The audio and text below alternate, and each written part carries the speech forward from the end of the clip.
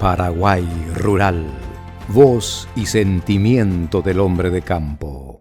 Buenos días, amigos productores. Desde el corazón de América del Sur le damos la bienvenida a Paraguay Rural.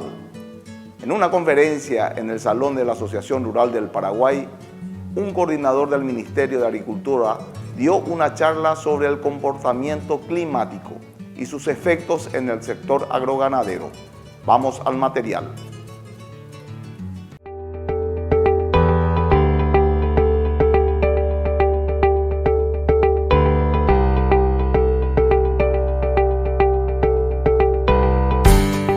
Estoy en compañía del ingeniero Edgar Meyereyer, quien nos va a estar hablando un poquito más acerca del clima. Vamos a iniciar con él, que nos hable un poquitito de la diferencia que hay entre el cambio climático o el cambio de tiempo, por así decirlo, para el productor. Sí, muchas gracias por la oportunidad de poder conversar con ustedes. Realmente tiene una serie de connotaciones esto. Primero aclarar que el tiempo es una cosa, el clima es otra cosa. Muchas veces eso nos confunde. Y cuando hablamos de cambio climático hay que asociarlo siempre a lo que se llama la variabilidad climática de una región o de nuestro país. Cuando estamos hablando de una variabilidad climática de nuestra zona, de nuestra región, específicamente de Paraguay, estamos hablando que existen condiciones de entre 15 o 18 años de épocas de buenas lluvias y coincidentemente el año más seco también dura unos 15 o 18 años.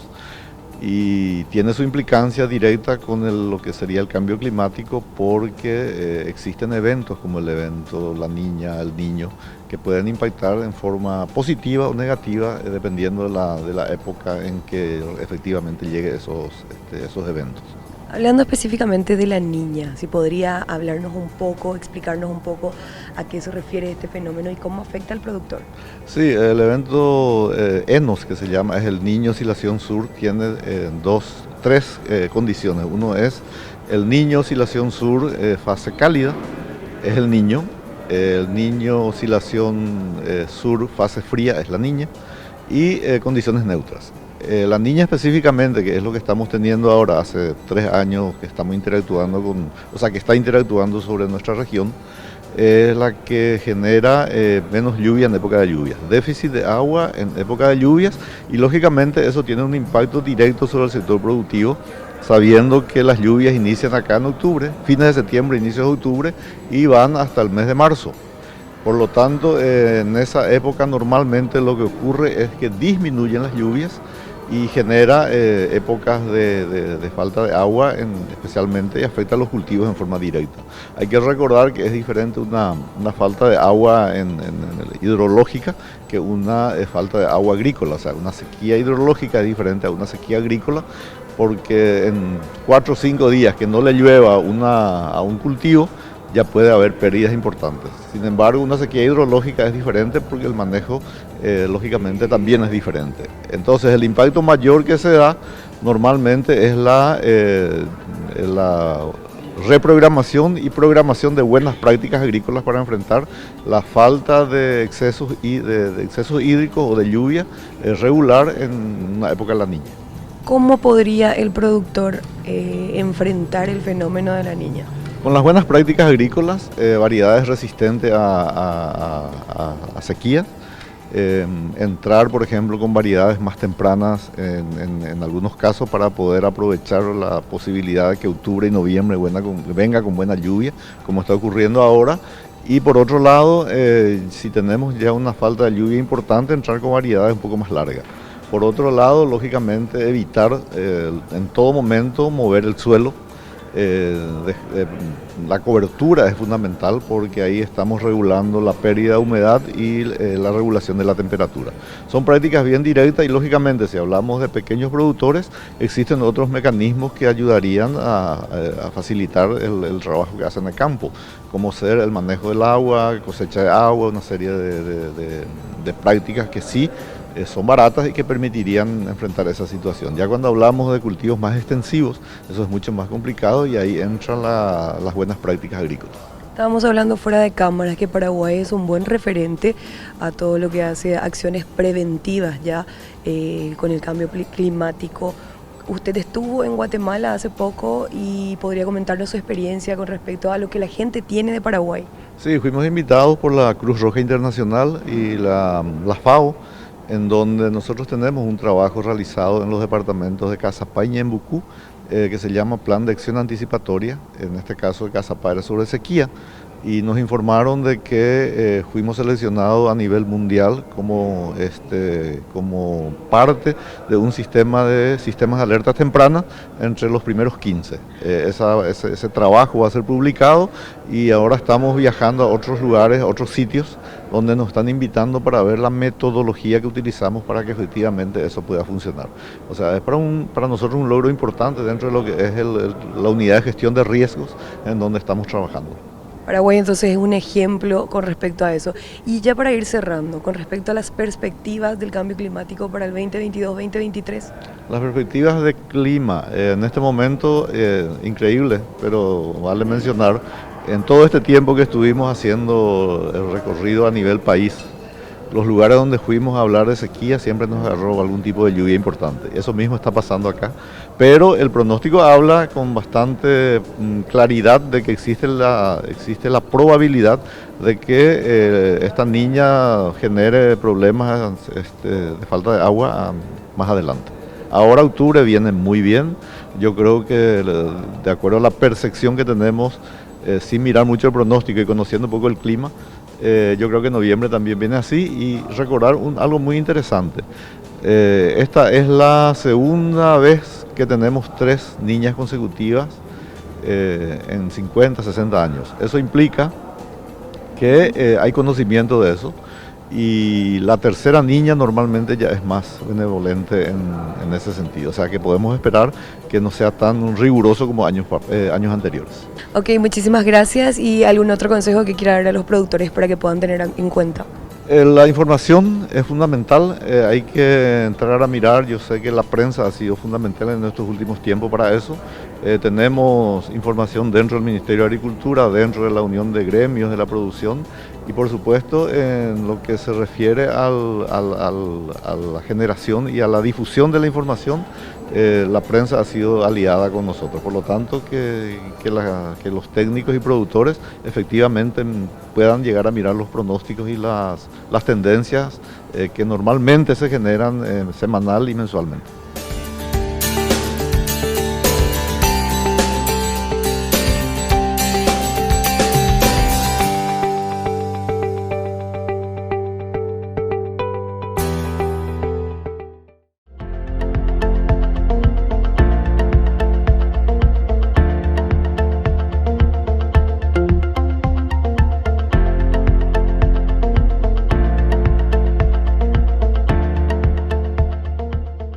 Estoy en compañía del licenciado Federico Morixe, quien nos va a estar hablando acerca de los commodities agrícolas.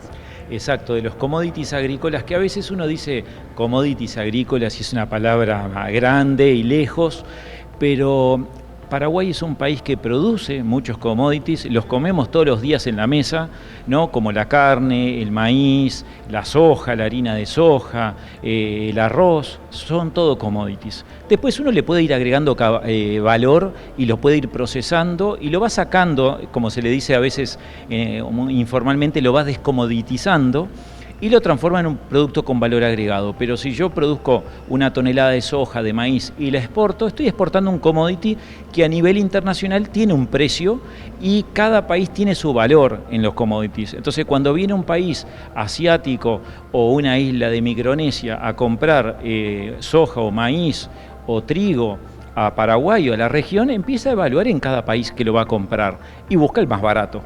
Calidad más estándar, buena calidad y el precio más bajo. Entonces uno empieza a competir contra los precios de la región. Y al final el commodity o los commodities termina siendo los granos que producimos o hasta a veces el kilo de carne si lo estoy exportando en carcasa como un animal entero. Pero cuando los exporto en cortes y con valor agregado, con información genética, de calidad, de trazabilidad y con una calidad estándar, salgo de un commodity. Con respecto a los commodities a nivel mundial, ¿cómo está Paraguay? Y bueno, Paraguay está muy bien posicionado, creo que falta venderse más todavía, como una marca, como Paraguay, marca paraguaya, porque Uruguay transitó el mismo camino. Nos pasaba históricamente en Uruguay, era un restaurante en Europa y te decían carne argentina, o se llamaba churrasquería brasilera, y mirabas la carta y decía carne uruguaya. ¿Y por qué no lo ponen? Porque nadie lo conoce. No es sexy, como le dicen en el mercado, porque no es atractivo. Pero hoy en día se ha ganado Uruguay una marca gracias al Instituto de Carnes de Uruguay, que sale a vender la carne uruguaya, le pone una marca, muestra una trazabilidad, ahora la idea que vaya con la huella de carbono, da información, no solo da un corte de carne estandarizado, con calidad y con toda la trazabilidad, sino le da información al consumidor. Y eso ha hecho que Uruguay se conozca. Tenemos poca cantidad de carne comparado contra los exportadores mundiales, pero se ha encontrado un nicho en donde los precios internacionales los hemos captado muy bien. Y eso estamos tratando de hacer en la soja, en el maíz, en el sorgo, en diferentes granos, porque vemos que se vende más, la información termina valiendo más que el propio producto. Hablando de carne en Paraguay, ¿la tipificación en qué ayudaría justamente? Y ayudaría mucho, porque uno a veces se pone como consumidor interno, que no sé si todos se acuerdan, pero hace 10 años no comíamos la misma calidad, íbamos a comer a cualquier lugar y seleccionabas bien la carne, decías de tal frigorífico, y hoy pasa. En Uruguay nos pasó históricamente que decíamos, de tal frigorífico es buena, de otro es dura. Y acá está pasando igual, y hoy en Uruguay nos pasa que cualquiera es buena. Como cuando uno va a Argentina, toda la carne es buena. Tiene un mercado interno muy grande. Nosotros en Uruguay el 90% va para la exportación. Pero hay que trabajar en eso, en mejorar la carne. Imagínense, si nosotros tenemos experiencia de consumidores de carne histórico, vivimos de la carne, exportamos carne, un consumidor que no conoce lo que es una vaca. Las campañas internacionales que se ponen en contra de los gases que larga la vaca y todavía tiene que ir a consumir algo que no tiene información, es difícil.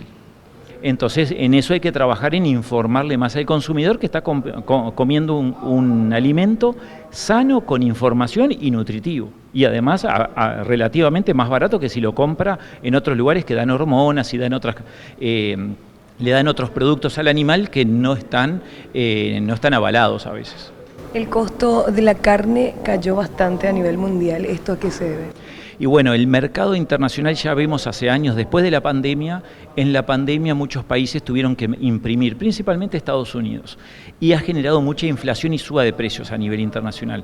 No solo pasó en la carne, pasó en todos los commodities, en todas las materias primas, en el petróleo, en el gas, en el arroz, en la soja, el maíz y el trigo también, que llegaron a $650 la soja y bajó a 500, el trigo llegó a $500 y bajó a 300 de vuelta, el maíz internacionalmente llegó casi a 400 y bajó de vuelta, conflicto Rusia y Ucrania, suba de precios, inflación, post-COVID, la gente salió a consumir y hizo elevar los precios, y menos gente que trabaje también, porque había necesidad de funcionarios en los restaurantes, en los hoteles, y todo eso empezó a hacer suba de precios. Y hoy en día nos encontramos todo con precios altos hasta hace 3 meses, y la gente con precios altos, como nos pasa a todos, empezamos a consumir menos, y empieza a consumir menos el mundo, los políticos, no en Sudamérica que estamos acostumbrados a tener inflación, pero en el hemisferio norte, que estaban acostumbrados a 0 o 1 o 2 o 3% de inflación, les toca el 10% y la gente se empieza a quejar. Empiezan a caer políticos, no les gustan las políticas de gobierno, ministros de economía no están acostumbrados a manejar esto, empiezan a subir las tasas, empieza un revuelto económico financiero y más un conflicto bélico que suben todos los precios, y los políticos dicen tenemos que hacer lo imposible para bajar los precios, y lo están haciendo. Hace 4 meses se pusieron en campaña y empezaron a bajar todos los precios, menos la soja, el maíz y el trigo, porque tenemos eventos climáticos que los complica. Un evento climático a veces en la ganadería produce un poquito menos, demora más tiempo en engordarlo, pero el animal está. En el grano, el grano desaparece, como vimos en la seca del año pasado en Paraguay, que el 60% desapareció, no se pudo ni cargar arriba del camión, no se pudo entrar a un silo, no se pudo exportar, y muchos dejaron de ganar al no producir ese grano, y eso genera menos ingresos para la sociedad. Ok, muchísimas gracias por su tiempo, le deseamos mucho éxito como siempre. Muchísimas gracias a ustedes.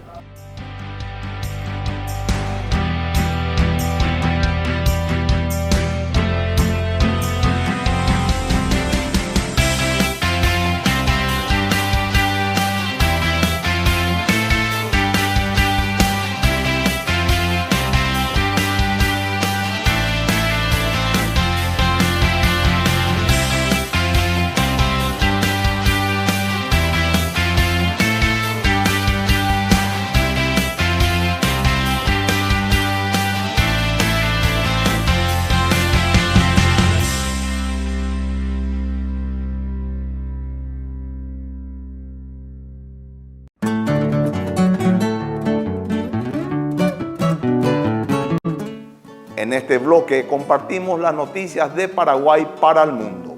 Vamos al material.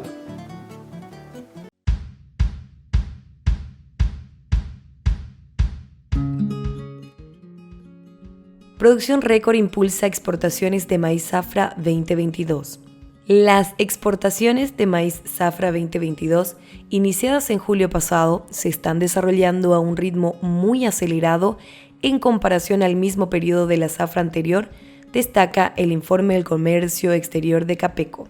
De julio a septiembre de la zafra 2021, Paraguay había exportado solo 492.731 toneladas. Sin embargo, en el mismo periodo de este año, ya se han enviado 2.169.296 toneladas, un incremento significativo impulsado por la producción récord registrada en este 2022, explicó la licenciada Sonia Tomassone, asesora del Comercio Exterior. Tomassone resaltó que la buena producción del rubro permitió un ingreso de divisas por valor de $616 millones, 340 millones más que lo generado de enero a septiembre del 2021. Precisó además que a diferencia de las zafras anteriores, gran parte de la producción nacional fue destinada a países fuera del Mercosur, lo que generó alivio y ayudó a las empresas navieras a paliar la falta de carga por la conclusión temprana de las exportaciones de soja y sus derivados. Así también explicó que es importante resaltar la alta demanda mundial del grano generada por condiciones adversas como la guerra entre Rusia y Ucrania y una menor producción en los países del norte, lo que significa que Paraguay retoma sus exportaciones a destinos como Arabia Saudita, Israel, Italia y otros mercados a los que hace años no exportaba. Acotó, sin embargo, que Brasil sigue posicionándose como el principal destino del maíz paraguayo, ya que concentra el 52% de los envíos. Destacó igualmente fuertes incrementos en los embarques a Chile y Corea del Sur, mercados tradicionales del rubro. Por otra parte, informó que el aumento significativo de la producción permite abastecer a cabalidad al mercado interno, cuya demanda se encuentra entre 1,5 a 2 millones de toneladas que se industrializan en el país y orientar un volumen récord a otros destinos. Mercosur exportará menos carne vacuna en 2023 según USDA.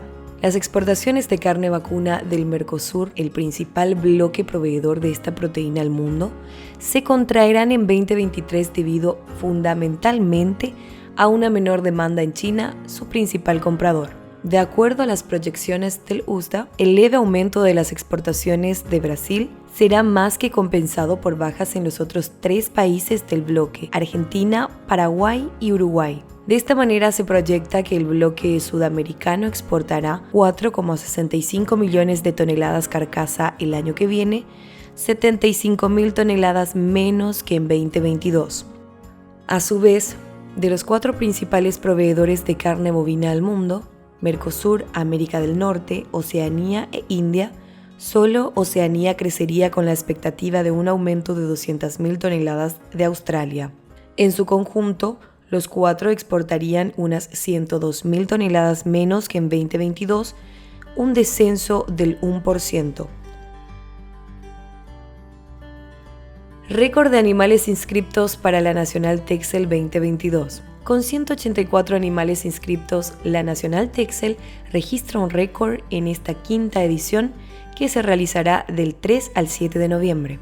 Desde el gremio especificaron que la Nacional coronará el buen trabajo realizado con la raza durante el año y reflejo de ello son los 16 nuevos expositores que se suman en esta edición, con lo cual se completan 35 cabañas que presentarán 184 ovinos machos y hembras. El presidente de la Asociación Paraguaya de Criadores de Texel, el doctor veterinario José Ruiz Díaz, mencionó que en pistas serán expuestos animales de calidad, herramientas productoras de primer nivel. Recalcó que será una nacional muy grande, muy acogedora, sobre todo en donde, una vez más, se va a apreciar la calidad de la raza y este año incluso a la calidad se le suma la cantidad.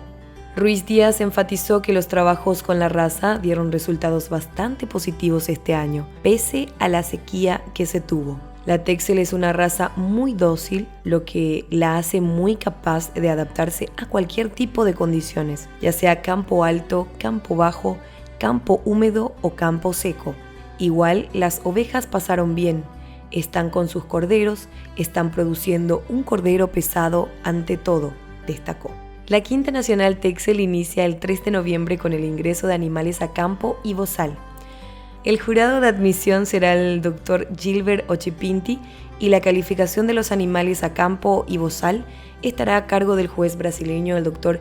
Everson Bravo. La nacional culmina el 7 de noviembre con el cierre de preofertas, la premiación y la entrega de reconocimientos. Finalmente, el gran remate estará a cargo de Ferusa Negocios S.A.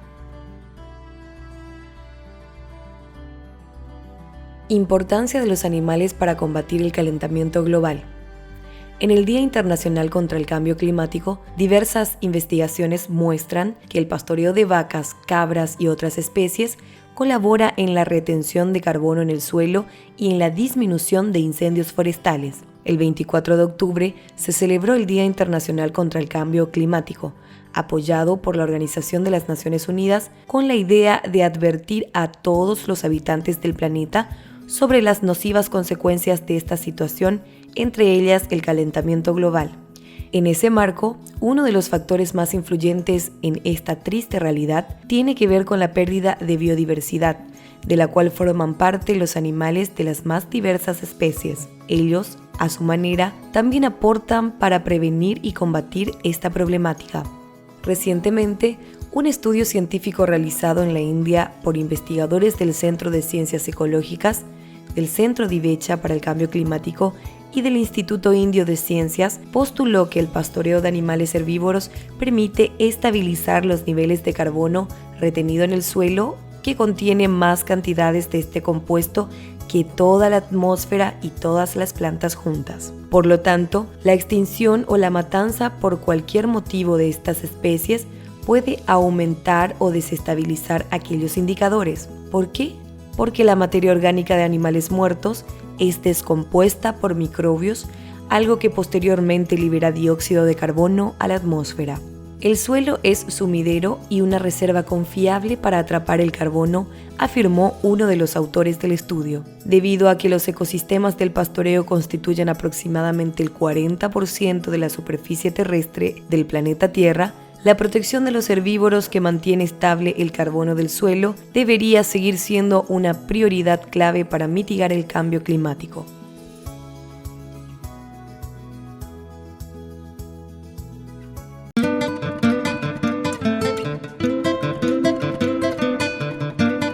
Llegamos al final de nuestro programa, agradecemos su atención y preferencia y lo invitamos a seguir siendo parte de la programación de Canal Rural. Tengan ustedes un buen resto de jornada. Paraguay Rural, voz y sentimiento del hombre de campo.